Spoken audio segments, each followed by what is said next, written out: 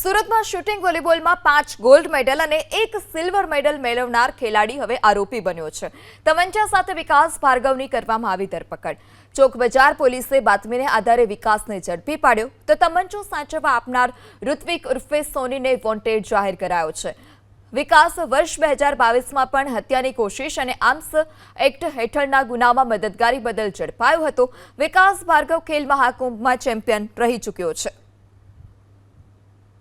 5 gold medal અને 1 silver મેળવનાર જે ખેલાડી હતો એ આરોપી બન્યો છે। સીધી તસવીરો તમે જોઈ શકો છો। ચોક બજાર પોલીસે વિકાસ ભાર્ગવ છે તેની ધરપકડ કરી છે।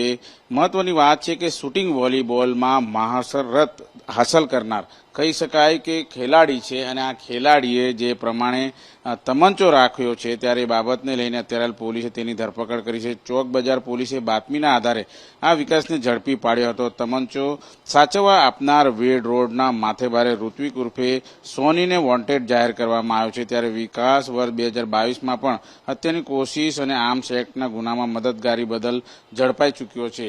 આ રીતે ખેલાડી છે, નેશનલ પ્લેયર છે અને 5 જેટલા ગોલ્ડ મેડલ, 1 સિલ્વર મેડલ અને આ રીતે તમંચો રાખીને તે ગુનેગાર બની ચૂક્યો છે।